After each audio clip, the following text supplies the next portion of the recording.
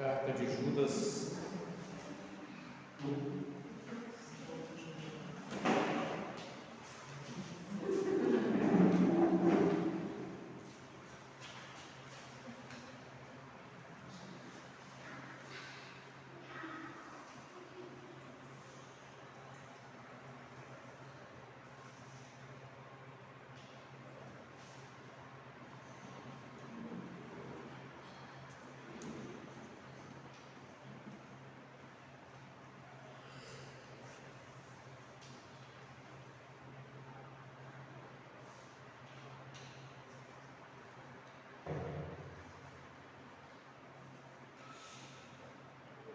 Judas 1,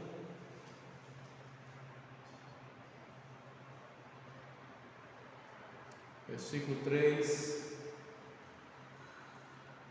diz assim: amados, embora planejasse escrever-lhes com todo empenho sobre a salvação que compartilhamos, entendo agora que devo escrever a respeito de outro assunto e insistir que defendo a fé que de uma vez por todas foi confiada ao povo santo, pois alguns indivíduos perversos se infiltraram em seu meio sem serem notados, dizendo que a graça de Deus permite levar uma vida imoral. A condenação de tais pessoas foi registrada há muito tempo, pois negaram Jesus Cristo, nosso único, soberano e Senhor.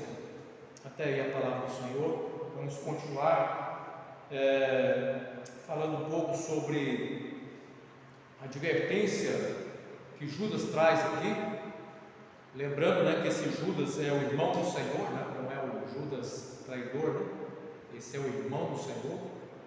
Então ele traz essa advertência com relação ao perigo dos falsos profetas. Nós já falamos nas aulas anteriores, na aula passada, falamos bastante coisa relacionada a essa questão dos falsos mestres, e como que esses falsos mestres eles introduzem de maneira assim sorrateira, eles entram no meio da igreja e eles se apresentam como cristãos e acabam disseminando heresias. E o grande perigo dessas heresias é fazer perverter o caminho da salvação e levar muitas pessoas para a perdição. Por isso é chamado para nós cristãos batalharmos pela fé, ou seja, batalhar pelo ensino cristão genuíno que foi dado de uma vez por toda ao povo santo, ou seja, aos apóstolos. O que os apóstolos apresentaram como ensino cristão, como doutrina cristã, foi apresentada de uma vez por todas para ser vivida pela igreja em todo o tempo. Portanto, a igreja não necessita de nenhuma nova revelação, de nenhum novo ensino, porque o que nós precisamos foi revelado aos apóstolos, aos escritores bíblicos, aos escritores inspirados, para que nós possamos nortear a nossa fé. A questão da graça, a graça de Deus, que é algo fundamental na fé cristã, que nós somos salvos não pelas nossas obras, nossos esforços, mas pela graça que é o favor imerecido de Deus. Isso fica claro quando Paulo escreve aos Efésios, capítulo 2, versículo 8 e 9, que ele diz assim: pela graça sois salvos por meio da fé, isso não vem de vós, é dom de Deus, não vem das obras para que ninguém se glorie, Então, a graça, muitas das vezes, está sendo, e aqui fala de falsos mestres, que iriam aproveitar desse tema graça e dizer que por causa da graça seria permitido o crente viver, o cristão viver de qualquer maneira. Por quê? Porque a graça já cobre todos os pecados do ser humano, portanto o cristão pode viver do jeito que ele quer. Aqui faz menção a esse tipo de comportamento imoral que muitos cristãos, por falta de conhecimento, conduz a sua vida, o seu dia a dia. Então nós precisamos batalhar pela fé aquilo que realmente nós olhamos para o texto bíblico e que nós entendemos ser a conduta correta de cada cristão viver como cristão, sepultando o velho homem, despojando o velho homem, revestindo do novo homem e a cada dia buscando crescer nessa maturidade espiritual. Cada dia buscando maturidade espiritual. Bom, aqui fala que os falsos mestres iriam ensinar heresias, iriam negar Jesus como o único soberano e Senhor. Eu acho que nós falamos um pouco sobre isso com relação na aula passada, o único soberano e Senhor. Ou seja, a igreja, ela tem Cristo Jesus como cabeça da igreja, o Senhor soberano da igreja. Portanto, o Senhor soberano da igreja é Jesus, não existe outro. E aí eu disse na aula passada que algumas pessoas acabam colocando outros senhores na sua vida, no seu relacionamento com Deus, apresentando outros senhores, ensinos que não condiz com o verdadeiro evangelho. Quando alguém coloca um outro senhor, ou que um senhor que possa querer dividir o espaço, ou um senhor que seja considerado ocupando o mesmo grau de senhorio, né? Isso é uma perversão do evangelho.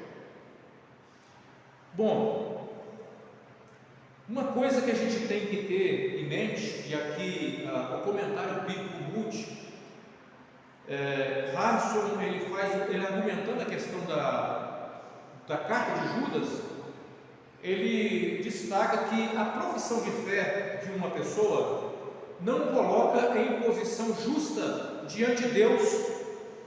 Em que sentido?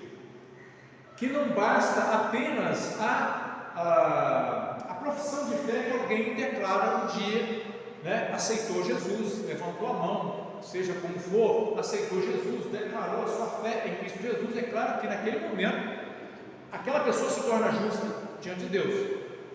Mas o que ele vai dizer aqui não basta, porque a profissão de fé em si não coloca o homem em posição de justo diante de Deus.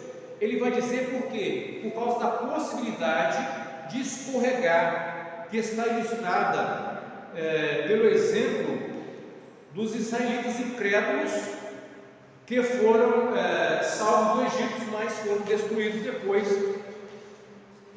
na sua trajetória. Então você tem um povo que foi salvo. Então a ilustração utilizada aqui, né, nesse versículo 5 de Judas, versículo 5 fala assim: ainda que já saibam dessas coisas, desejo lembrar vocês que o Senhor libertou o povo de Israel do Egito, mas depois destruiu aqueles que não permaneceram fiéis. Então ele pega esse versículo e ele vai dizer o seguinte: não basta apenas a profissão de fé, porque aqui você tem nesse texto um alerta, uma advertência. Ora, Deus salvou o seu povo do Egito, mas destruiu aqueles que não permaneceram fiéis. Portanto, não pense o cristão que o simples ato de ele ter levantado a mão um dia já faz dele alguém salvo por toda a vida, mesmo que esse decida abandonar o caminho do Senhor em algum dia. Então eu sempre tenho falado com os irmãos a questão, né? Salvo uma vez, salvo para sempre? Não, porque a apostasia é sim, biblicamente, aqui está mais uma vez dizendo, um perigo real.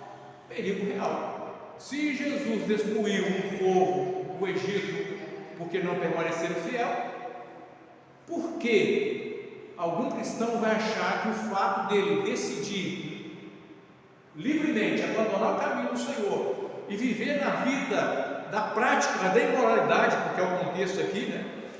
Eu estou agora debaixo da graça, eu aceitei Jesus, eu levantei a mão, estou debaixo da graça, agora eu vou viver na minha vida, né, na imoralidade, e eu vou achar que está tudo certo, que isso já está garantido, minha salvação mesmo assim. Então essa é a observação que Harrison faz, e aqui nós precisamos ter esse cuidado, porque os falsos ensinos trazem, na tentativa de colocar uma segurança da salvação, que nós cristãos precisamos ter segurança da salvação, isso é fato. Em que sentido? Depositando a nossa fé em Cristo Jesus e confiando na graça dele, e não nas nossas obras. Isso é fato. Mas eu não posso pensar que, se eu decidir viver pecando deliberadamente, que isso não vai resultar, não pode resultar numa perdição para a minha vida. Não estamos falando aqui de a pessoa pecou, perdeu a salvação, agora arrependeu, ganhou de novo. Não é isso. Estamos falando da possibilidade de alguém se desviar e se tornar apóstata. E aí sim, perder-se a salvação. Está dando para entender essa colocação? Então, meus irmãos, Cristo aqui é apresentado como o Senhor da igreja, o Senhor sobre tudo. Por que Ele é Senhor sobre tudo? Porque Ele é Deus. Ele é Deus, Ele é Criador de todas as coisas. E mesmo que em algum momento Ele se esvazie da sua glória, assumindo uma condição humana, sem deixar de ser Deus em algum momento, porque quando o Verbo se encarna, o Verbo agora tem a natureza humana e divina unida. Eles estão unidos. No entanto, Cristo, ele abre mão ele se esvazia dessa sua glória, de alguns dos seus atributos. Ele abre mão, podemos assim dizer, para viver, experimentar uma vida humana aqui, nessa terra, como um ser humano vive. E ele então experimenta essa vida, as de dores, de limitações, um Jesus que cansa, um Jesus que sente fome, um Jesus que pode ser tentado, né? Então ele tem essa natureza, mas ele é Senhor. Esse Jesus que se humilha, nascendo como homem, ele novamente é exaltado quando ele sobe para o céu. Ele é exaltado e novamente ele ocupa esse senhorio de Cristo, esse senhorio da igreja, esse senhorio de todas as coisas, porque tudo está debaixo das suas mãos, ou da sua autoridade. Então o Senhor é cabeça da igreja, portanto é Ele quem governa a sua igreja. Agora, como é que o Senhor governa a sua igreja? Por meio de quê? Como que o Senhor governa a sua igreja?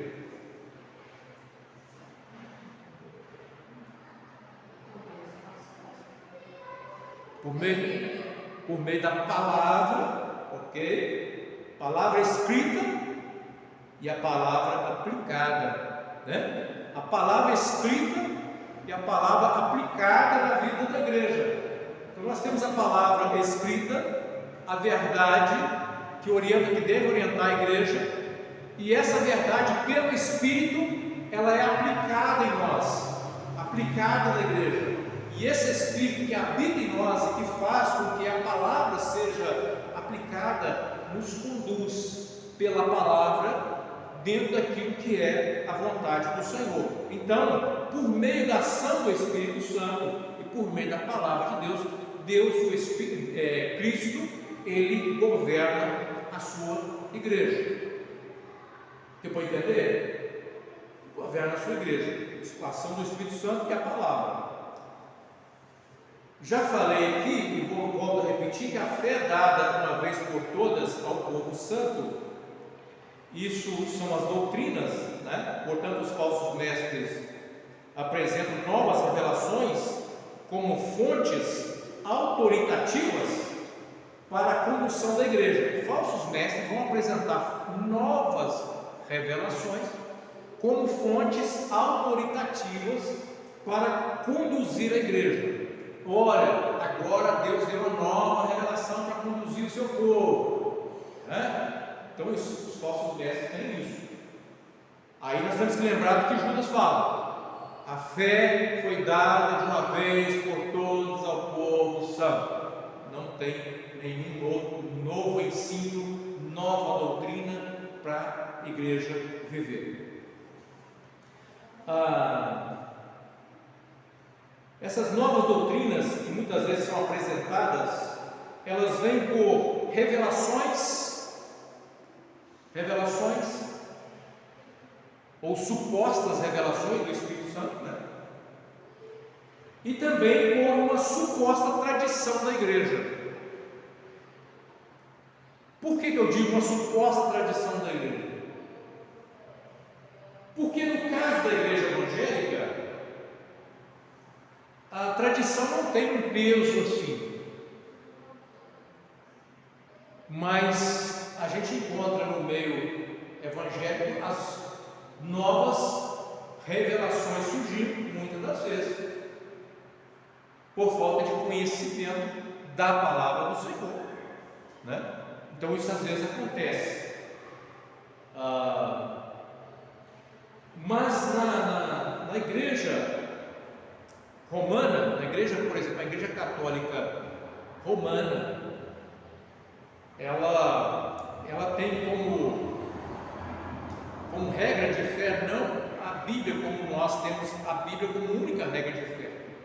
Para eles tem a Bíblia, a tradição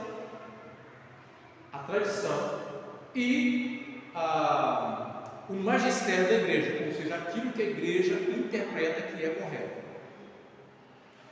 Então a igreja é conduzida pelo magistério, que eles entendem que o magistério da igreja ele é infalível, porque Deus capacitou a igreja para interpretar corretamente a Bíblia.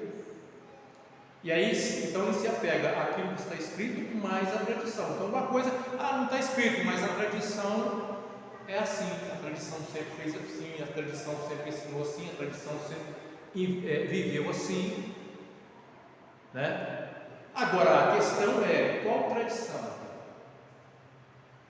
Porque se a gente for olhar para a história da igreja, aí você tem a igreja católica apostólica romana, você tem a igreja ortodoxa grega, católica ortodoxa, né, a grega, que tem as suas tradições e que, do ponto de vista, são igrejas antigas, né? E aí, qual a tradição? Então, a tradição, a suposta tradição, é porque quem pode, de fato, garantir que a tal tradição realmente vem lá dos apóstolos. Somos contra a tradição? Não. Se uma tradição ela não fere aquilo que biblicamente nós vemos, não há problema nenhum. Agora, se uma tradição ela traz algum tipo de ensino e esse ensino ele coloca em choque algumas coisas que nós encontramos na palavra do Senhor, para nós essa tradição não serve. Para nós é a palavra de Deus, a nossa regra de fé.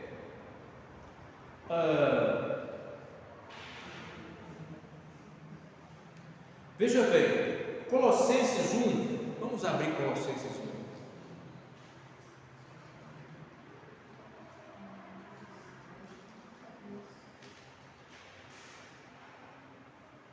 Versículo 15 ao 20. Colossenses, capítulo 1, versículo 15 ao 20.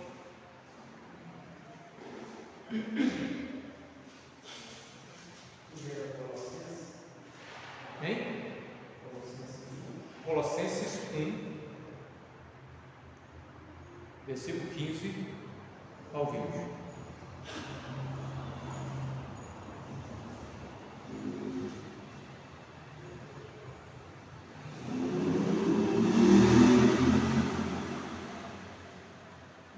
O que nós encontramos? Olha, o Filho, aqui está falando da supremacia de Cristo. O contexto é a supremacia de Cristo. Está dentro daquilo que nós falamos aqui, o senhorio de Cristo, né? O Filho é a imagem do Deus invisível e é supremo sobre toda a criação. Pois por meio dele todas as coisas foram criadas, tanto nos céus como na terra. Todas as coisas que podemos ver e as que não podemos, como os tronos, reinos, governantes, as autoridades do mundo invisível, tudo foi criado por meio dele e para ele. Ele existia antes de todas as coisas e mantém tudo em harmonia. Então, olha bem, quem está falando de Cristo, Cristo existia antes de todas as coisas. Ele é o Criador. Então, por exemplo, quando você vai para o Espiritismo, eles entendem um Cristo que precisou de experimentar um processo de evolução. Esse Cristo jamais precisou de uma evolução. Ele é o ser perfeito que existiu antes de todas as coisas, né? E tudo que existe, existe por ele e para ele, ou seja, para a glória dele. Versículo 18 diz assim: ele é a cabeça do corpo, que é a igreja. Então, você tem a igreja, que é o corpo místico de Cristo, e o Cristo é a cabeça dessa igreja. Então, quem é o cabeça da igreja? Cristo. Nós não temos a figura de um Papa como a cabeça da igreja visível. A igreja católica tem, por exemplo, Cristo, a cabeça da igreja, mas o Papa seria o quê? Uma espécie de cabeça visível, né? da igreja visível. Né? Por quê? Porque ele tem a autoridade sobre toda a igreja. Na visão católica apostólica romana, ele tem autoridade sobre toda a igreja. É assim que se entende essa questão, né? O versículo 18 diz ainda assim: ele é o princípio supremo sobre os que ressuscitam dos mortos. Portanto, ele é o primeiro em tudo,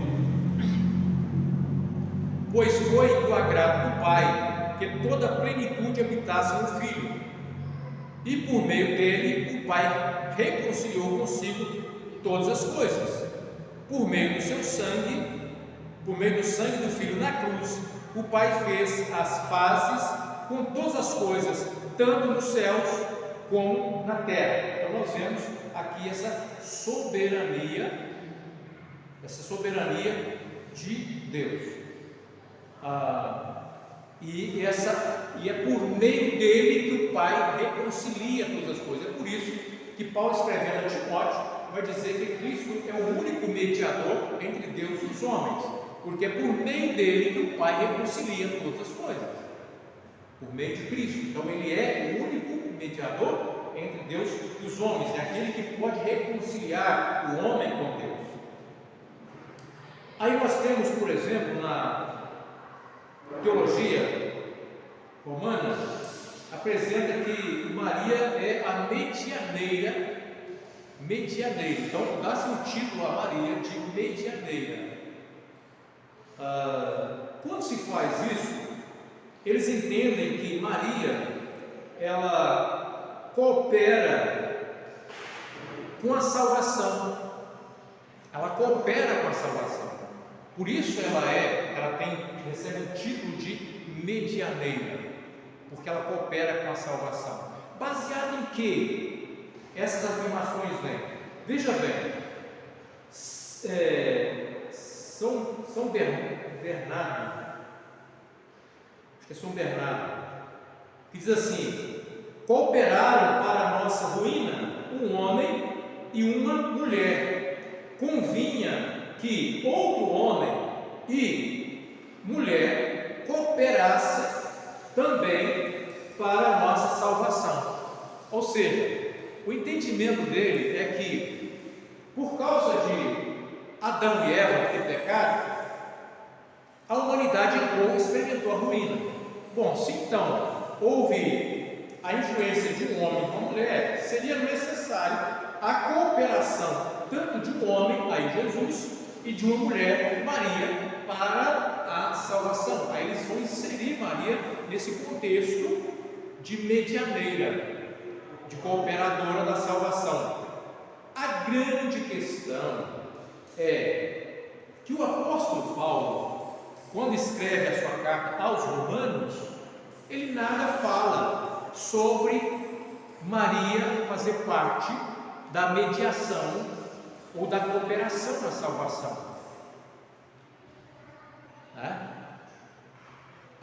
Existe uma beata chamada Santa Brígida, e essa beata diz que a Virgem revelou que, assim como Adão e Eva por um pouco venderam o mundo, ela e seu filho, como um coração, resgataram.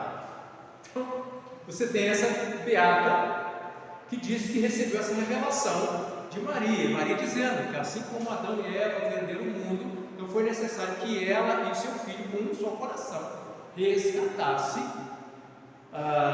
o mundo. O grande problema é que, quando a gente lê que Paulo escreve aos Romanos, no capítulo 5, Romanos, capítulo 5,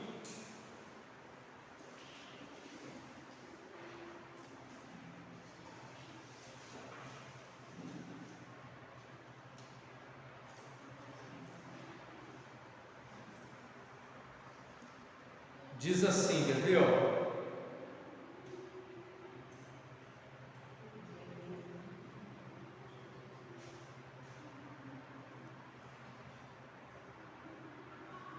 Está aqui, versículo, Romanos 5, 12.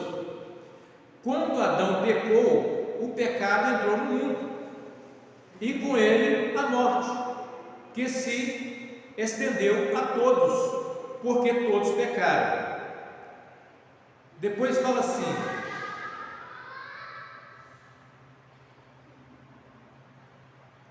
eu vou ver aqui outro versículo que fala. Vou continuar lendo aqui. É fato que as pessoas pecaram antes que a lei fosse concedida, mas porque ela não existia, seus pecados não foram levados em conta. Mesmo assim, no tempo de Adão até Moisés, todos morreram, incluindo os que não desobedeceram a uma ordem explícita de Deus, como Adão a desobedeceu. Na verdade, Adão é um símbolo. 18?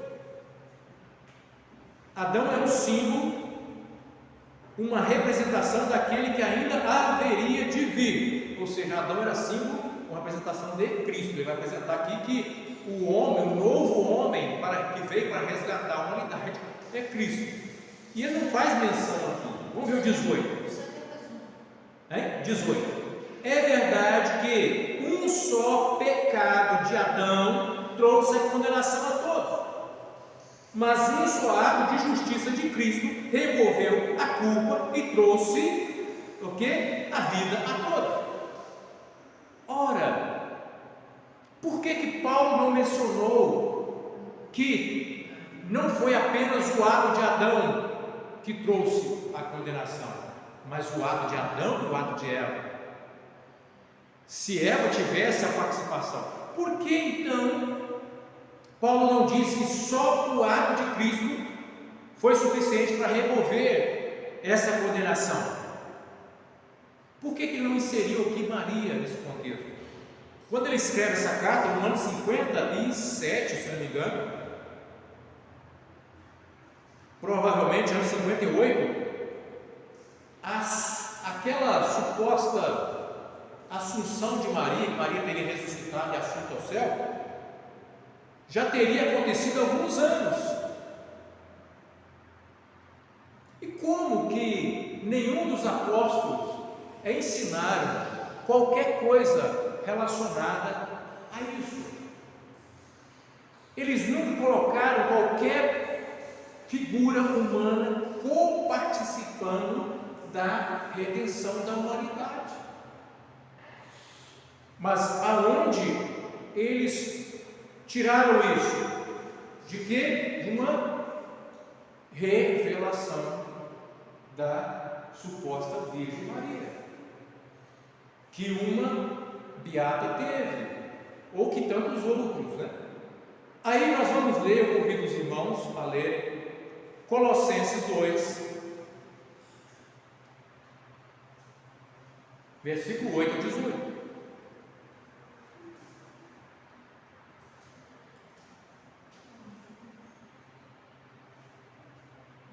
Versículo 8, Colossenses 2:8, diz assim: não permitam que os outros os escravizem com filosofias vazias e invenções enganosas provenientes do raciocínio humano, com base nos princípios espirituais desse mundo e não em Cristo. Pois nele habita em corpo humano toda a plenitude de Deus. Portanto, porque estão nele o cabeça de todo governante e autoridade, vocês também estão completos. Em Cristo, vocês foram circuncidados, mas não por uma operação física, e sim espiritual, no qual foi removido o domínio de sua natureza humana. No batismo vocês foram sepultados com Cristo e com Ele foram ressuscitados para uma nova vida por meio da fé no grande poder de Deus que ressuscitou Cristo dos mortos. Vocês estavam mortos por causa de seus pecados e da incircuncisão de sua natureza humana. Então Deus lhes deu vida com Cristo, pois perdoou todos os nossos pecados, e Ele cancelou o registro de acusações contra nós, removendo e pregando na cruz. Desse modo, desarmou os governantes e autoridades espirituais e os envergonhou publicamente ao vencê-los na cruz. Portanto, não deixe que ninguém os condene pelo que comem ou bebem, ou por não celebrarem certos dias santos, as cerimônias de lua nova ou sábados, pois essas coisas são apenas sombras da realidade futura e o próprio Cristo é essa realidade. Aí vem uma parte aqui muito interessante: não aceitem a condenação daqueles que insistem numa humildade fingida e na adoração de anjos, e que alegam ter visões a respeito dessas coisas.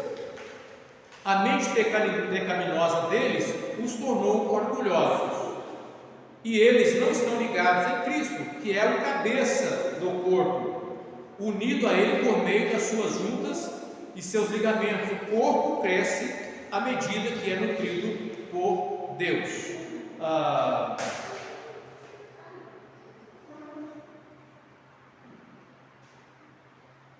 Portanto, o que o texto está dizendo é para tomar cuidado com vãs filosofias e com algumas pessoas que traziam ensinamentos baseados em visões a respeito de tais ensinamentos.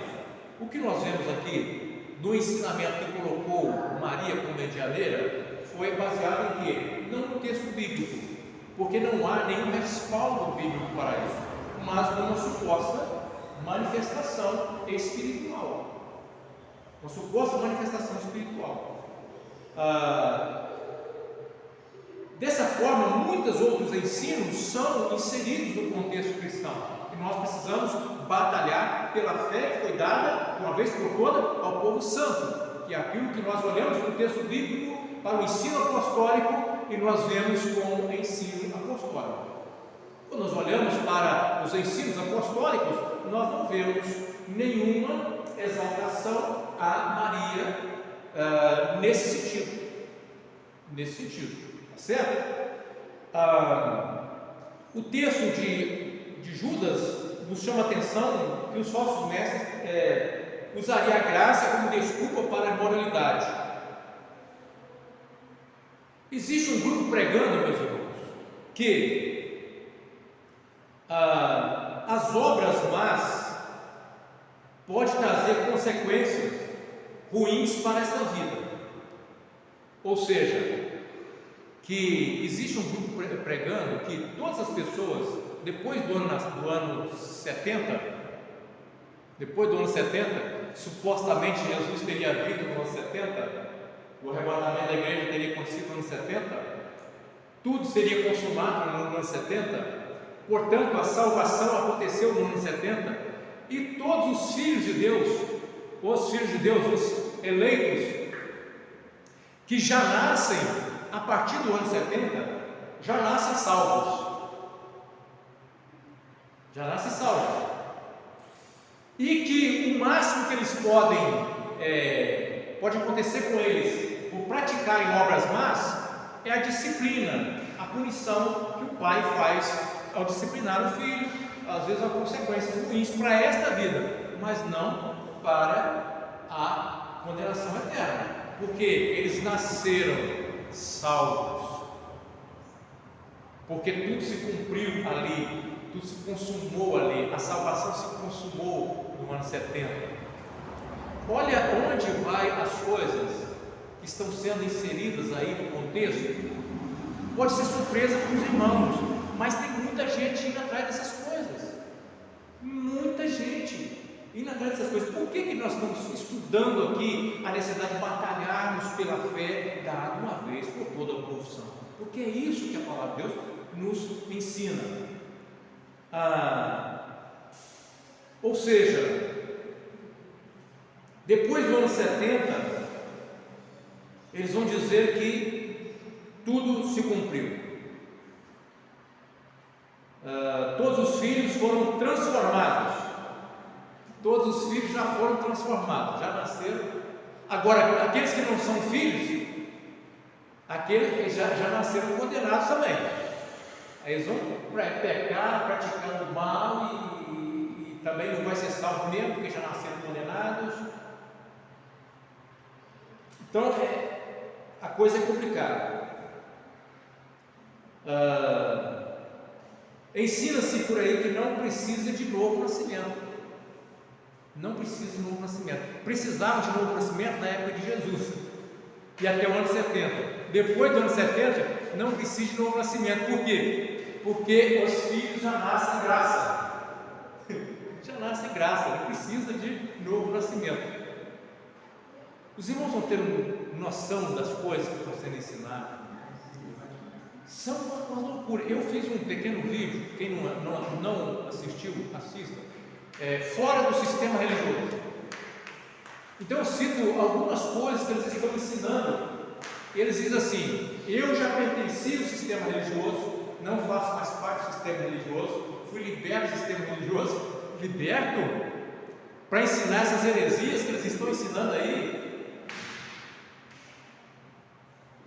Entendeu? E as pessoas, às vezes, estão decepcionadas com alguma igreja, com alguma coisa que aconteceu, aí vê alguém falando assim: olha, eu já pertenci ao sistema religioso, não pertenço mais. Opa, achei alguém aqui que já pertenceu, que descobriu uma coisa nova, e assim embarca facilmente, por não ter estrutura espiritual e conhecimento bíblico, para saber discernir entre o que é verdade e o que não é verdade, à luz das Escrituras. Quando nós estamos comentando aqui, não estamos aqui atacando a fé de ninguém. Nós estamos aqui fazendo um estudo bíblico e como nós devemos trabalhar no contexto teológico, ou seja, no contexto daquilo que nós não atacamos as pessoas em si. As pessoas são livres para acreditar no que elas quiserem acreditar, né? Elas são livres, mas nós cristãos precisamos defender a fé cristã. Então, no campo das ideias, nós temos que confrontar alguns ensinos à luz das Escrituras.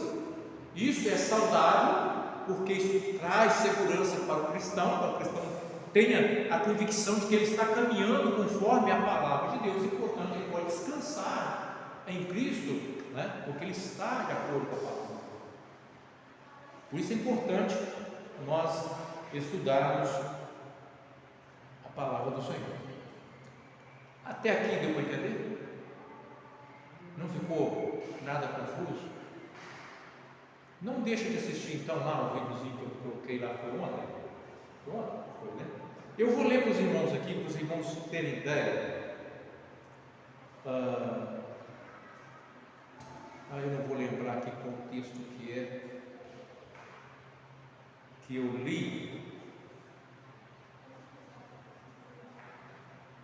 Tá.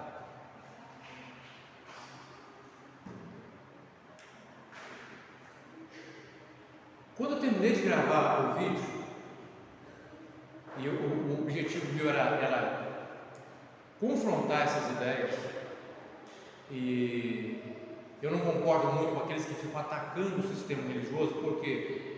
Porque você pega as pessoas que estão fragilizadas dentro de uma denominação e ela olha então, olha, o negócio é sair do sistema. Só que quando ela sai de uma determinada igreja ou denominação, pode até ser que às vezes é necessário trocar da denominação se ela não estiver vivendo bem, servindo bem ao Senhor ali, ou dependendo do tipo de denominação.